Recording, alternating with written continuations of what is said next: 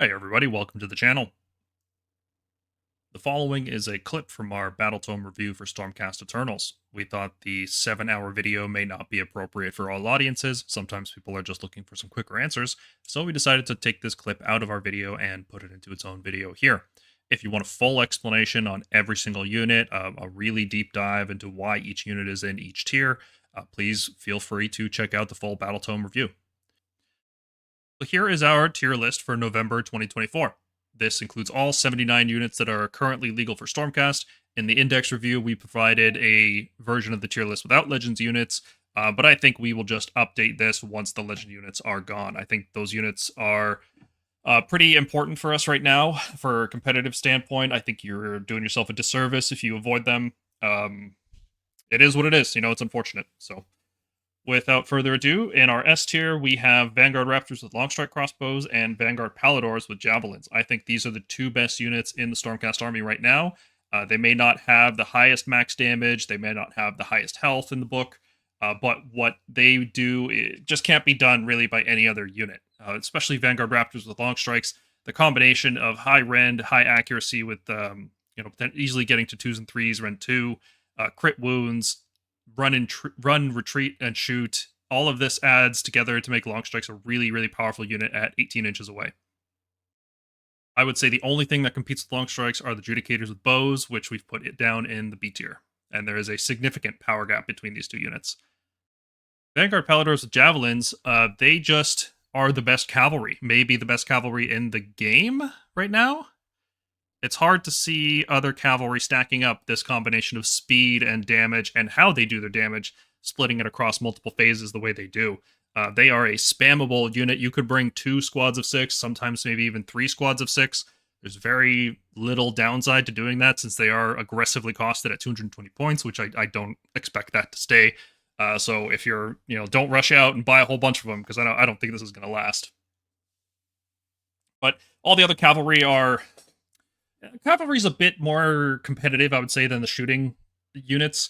We've got things like Stormdrake Guard, which are not strictly worse than the Paladors. We've got things like Dracolines, which are not strictly worse. Even the Axe version is not strictly worse. It's just that the Javelins are spammable, and that is a dangerous thing for internal balance reasons. That's why they get the S tier. They're just, if you're playing competitive Stormcast, you need a very good reason not to use these units. Yeah, I think all my lists, I pretty much agree with everything Paul said, but all my lists have Raptors. Pretty much every list I'm making has Paladors. I agree just that the 10-point decrease on Javelins does bring them into that spam range. I'm still an Axe believer, but Javadors giving you an extra 20 to 40 points, depending on your list, it does add up for us because we're Stormcast. But that's why I just get a nudge this S tier. Um, yeah, prosecutors. I feel like are almost A plus tier. Like with the portal now, giving them access, they're like right there knocking the door for 140 points. Like it's actually insane how efficient that unit is. Yeah, I was really struggling to not put them in S tier because they are in virtually all of my lists now. I am going out of my way to include like a Lord Relictor who can bless them or translocate my other units. It's so easy to put them into lists, and they combo naturally with javelins and long strikes. Like these 3 units just work really, really well together. And all of these 3 units combo with Vigilors, which are the best screen that Stormcast can bring right now, I think. This is one of those times where Stormcast want to pay a little bit of a premium because the price is right, because you get a lot for those extra points. Vigilors end up being our best screen option. So all of these 4 units are just naturally synergizing together.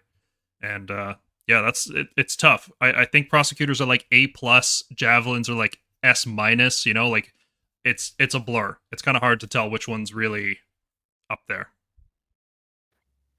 It's also really nice that all our cavalry is really good. I think Storm Strikes are the only reason they're in C tier is because of their points right now. I do think they have some play.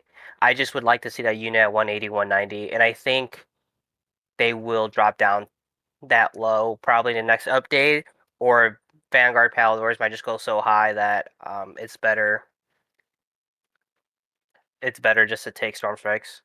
I don't know if that's going to be the case because what Vanguard Paladors do is so unique that you will pay the additional points. You'll find other places in your list to lose those points, and maybe javelins go up to like 250, and at that point you can no longer bring multiple screens of Vigilors, and you have to bring Vanquishers or Vindictors or something like that instead. And at that point, the Paladors with axes start to look better because if you can't get that +1 hit in every phase, the javelins really fall off. Especially if you're fighting against enemies that have, -1 hit, -1 wound, all these different effects. I would say, yeah, I agree with that. Don't sleep on other units, though. We've got some other hammers that are really worthwhile. Like I mentioned, the Vanguard Paladors with axes are great. Evocators or Dracolines are a fantastic unit. Stormdrake Guard are super high impact. They're very inefficient because you pay a lot of points for them, but they always deliver on those points. They are just a huge amount of damage, huge amount of wounds. And they fly, which is really big. Flying is huge in this game. Then just below those in terms of viability, we've got great units like the Reclusians, which are just a powerhouse unit. You drop them into play, you make the charge, or you don't, and then you've got a Lord Terminos sitting nearby with a Quicksilver Draft ready to fight first, and just, if you've dropped them into the right spot, you forced your opponent into a situation where they have to charge you or they lose the game, and if they charge you, you get to fight first with a pretty good beatstick hero, and then 6 of these, like, crit mortal machines, Reclusians are great. They're tough to shift because of their Ruination Chamber on a 3+. It's hard to get rid of them with spells. It's hard to get rid of them with shooting because they ignore covering fire now after the errata. Really solid unit. Fulminators are also just doing tons and tons of damage. They are lower health than our other cavalry, which is a significant weakness, but they do damage on par with Stormdrake Guard, which cost, 50% more. So Fulminators are the premier damage unit still for our cavalry, and damage is very important in this game. The difference between wiping a unit and not wiping it is pretty huge. And in shooting, we've got both Vanguard Raptors with Hurricanes and Judicators with bows are viable shooting hammers. I don't know. We'll have to do more testing to see if Judicators can be a viable alternative to Long Strikes. If they are, that means I would probably put Long Strikes into A tier because they're no longer like a must-have, and I would put Bow Judicators up into A tier at that point as well. And that might also even knock Paladors out of S tier because one of the reasons Paladors are so good is because you're bringing a hero to bring long strikes anyway. Like there's very low opportunity cost when you're bringing javelins in that respect.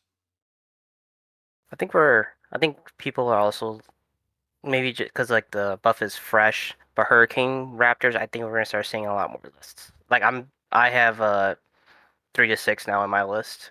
Just 100 points is just so efficient, and I think we'll start seeing more and more as time goes on. Yeah, they're good. They're going to start getting teched in. People just didn't have the models ready because they've been good maybe once in the history of the game. I think in first edition they were okay for a little while and then never again. So people aren't used to it. They don't have the models, but they will start cropping up. 100 points is a good price point for that unit. In terms of support heroes and other beat sticks and everything, what you want to watch out for is heroes like Krondys. He's super high impact, very expensive at his price point. And then if you want to start bringing in additional support for him, like Praetors or Night Vexilor, you start bringing even more points. But he is super high impact. Good melee damage, excellent casting, excellent summoning. He can Starfall, which is a fantastic spell. It can really, change games. Really, really powerful unit. And he brings every unit in the book, which is great. Estrella is a very common pick, but she is just not... She's just not good as a unit on her own. She's just there to bring Vanguard and also Prosecutors and also sometimes Stormdrakes. Like, she's just a cheap wizard that brings any unit. At Arcanum, just as good as they were in the Index, because +1 to summon is very strong right now. In terms of priests, our best priests are Knight Relictor and Lord Relictor for different reasons. The Lord having +1 to chant is actually relevant. It wasn't in the Index, but it is now. Storm Coven are also an interesting new addition, being a 2-cast wizard that doesn't take up a new regiment. They go nicely into almost every regiment because Warrior Chamber is very, very easy to slot. All the big dragons are good. Star Drakes are good. Grondis is good. Karazai is good. There's a lot of really good stuff in the Stormcast book. About a third of it is just under... About a third of it is overpriced. The D tier is usually units that are overpriced. If they were cheaper, you would see a lot more of these in games. If you look at how many of these units are old models, though, there's a lot. There's a lot of non-Thunderstrike units in that D tier. So if you're just, a fresh player looking to start Stormcast this edition, don't get too disheartened. A lot of these models won't be legal in 8 months anyway, so I wouldn't worry too much about it. I would like to see chariots get better. I want to see, Tempestors, Desolators. I want to see Grand Hammer Annihilators, especially, come out of that D tier. I want to see some aggressive point changes to these units that would make them better. I agree. Nice thing about that is we have so many war scrolls, so it's really easy for us to tech one way or another. So, um, I'm really excited for these next couple of years. Hopefully, they're good to us. Yeah. And then in the F tier, we've got Iridan the Witness, Night Quester, Night Venator, Lord Vigilant on Morgriff, and Tornus the Redeemer. We believe these war scrolls are really poorly designed. Their point values are so absurdly high, and the only way to make these units viable is to make them so much cheaper that they've kind of lost their original function. Their rules basically don't matter as much as just being cheap stats. We think they're a failed design, which is why they go into the F tier.